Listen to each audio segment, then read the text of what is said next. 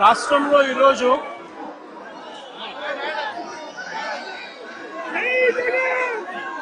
జంగల్ రాజ్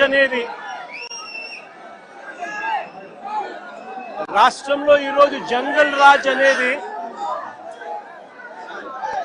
ఏ స్థాయిలో ఉంది అనంటే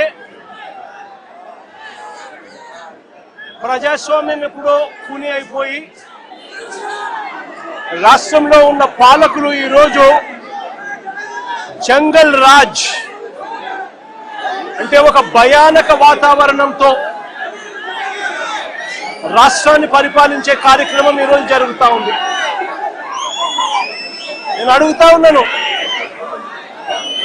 ఈరోజు అంబటి రాంబాబు అన్న విషయంలో జరిగిన విషయమైతేనేమి, ఈ మధ్యకాలంలో జరిగిన జోగి రమేష్ ఇంటి మీద దాడి విషయమైతేనేమి, విడుదల రజనీ అమ్మ మీద అటాక్ చేసిన విషయమైతేనేమి, బోళ్ళ బ్రహ్మనాయుడన్న మీద అటాక్ చేసిన విషయమైతేనేమి, అన్నీ కూడా ఈ మధ్య కాలంలోనే జరిగిన ఈ కొన్ని ఘటనలు మాత్రమే ఉటకరించినా కూడా జంగల్ రాజ్ అనేది ఏ స్థాయిలో ఉంది ఈ రాష్ట్రంలో అన్నది ఇట్టే అర్థమయ్యే విషయాలు. నేను అడుగుతా ఉన్నాను, అంబటి రాంబాబు అన్న చేసిన తప్పేమిటి అని అడుగుతా ఉన్నా.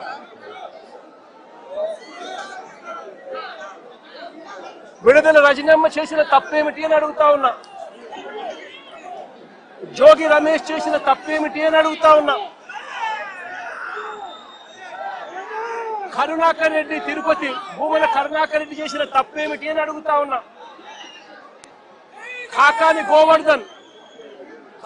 గోవర్ధన్ అన్న చేసిన తప్పేమిటి అని అడుగుతా ఉన్నా. బోళ్ళ బ్రహ్మనాయుడు అన్న చేసిన తప్పేమిటి అని అడుగుతా ఉన్నా.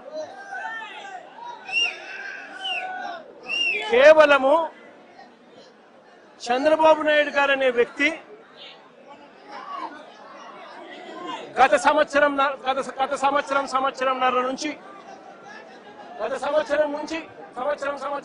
నుంచి చంద్రబాబు నాయుడు గారు కావాలని ఉద్దేశపూర్వకంగా అబద్ధాలతో కూడిన ప్రకటనలు చేస్తూ ప్రజలను మభ్యపెట్టే కార్యక్రమం చేశాడు. తిరుపతి నెయ్యిలో, పవిత్రమైన తిరుపతి నెయ్యిలో భక్తుల మనోభావాలను దెబ్బతీసే విధంగా కావాలని కుట్రపూరితంగా ఆ నెయ్యిలో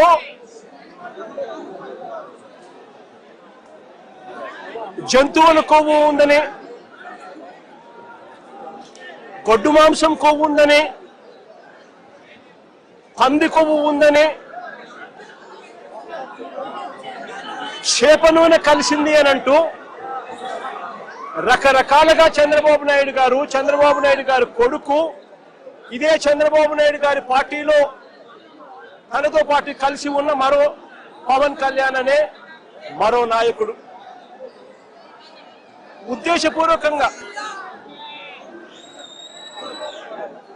మన వెంకటేశ్వర స్వామి ప్రతిష్టను మనమే దెబ్బతీస్తున్నాము అని చెప్పి ఏమాత్రము కూడా కనీసము దేవుడంటే భయము లేకుండా, దేవుడంటే భక్తి లేకుండా రాజకీయాల కోసం దేవుడిని ఉపయోగించడం మొదలుపెట్టారు. వీళ్ళు చేసిన ఆరోపణలు ఏదైతే ఉన్నాయో ఆ ఆరోపణలన్నీ కూడా అవాస్తవము అని ఏకంగా NDDB national dairy development board, NDDB, NDRI national development research institute, ఈ రెండు కూడా కేంద్రానికి సంబంధించిన ల్యాబులు. కేంద్రానికి సంబంధించిన ఈ ల్యాబులు వీళ్ళ హయాంలో వీళ్ళు ఇచ్చిన టెస్ట్ శాంపుల్, అవి శాంపులింగ్ టెస్ట్ శాంపుల్ కూడా అనలైజ్ చేసి వాళ్ళు సిబిఐ ఆధ్వర్యంలో అనలైజ్ చేసి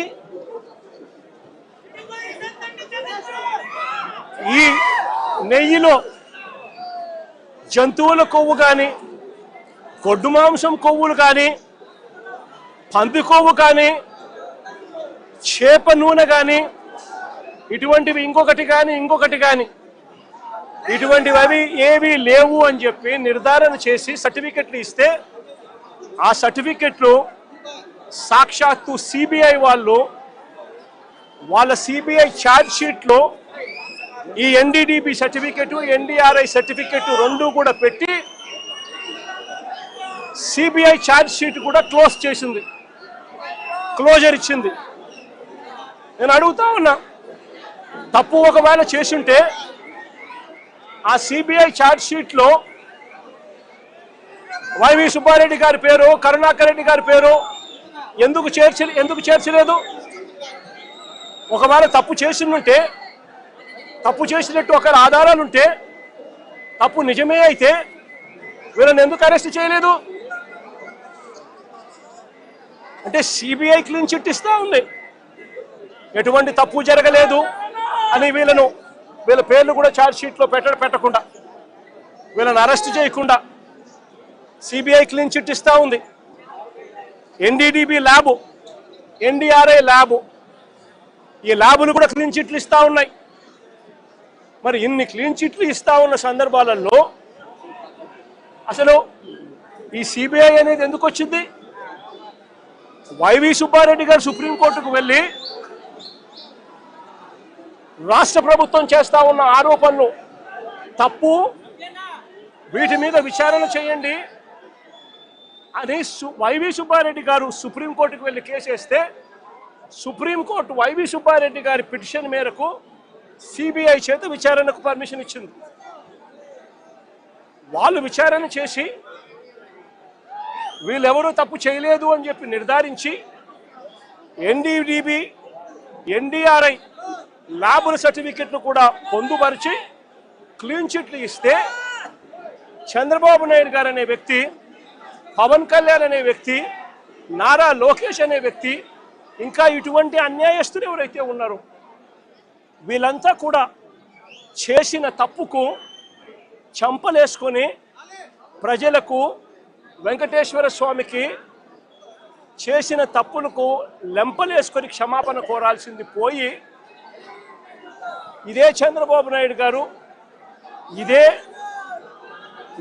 ఇదే లోకేష్ అనే చంద్రబాబు నాయుడు గారి కొడుకు, ఇదే పవన్ కళ్యాణ్ అనే ఇంకొక వ్యక్తి, వీళ్ళంతా కూడా కూడబలుపుకొని మళ్ళీ అదే అబద్ధాలను నిజమనిపించే విధంగా చెప్పాలని చెప్పి గోబెల్స్ ప్రచారం చేయాలి అన్న దుర్బుద్ధితో, దురాలోచనతో వక్రీకరిస్తూ ఏకంగా ఫ్లెక్సీలు పెడతారు. నేను అడుగుతా ఉన్నా, తప్పుడు సమాచారాలతో, తప్పుడు విషయాలతో, కుల మతాలను రెచ్చగొట్టే విధంగా అబద్ధాలతో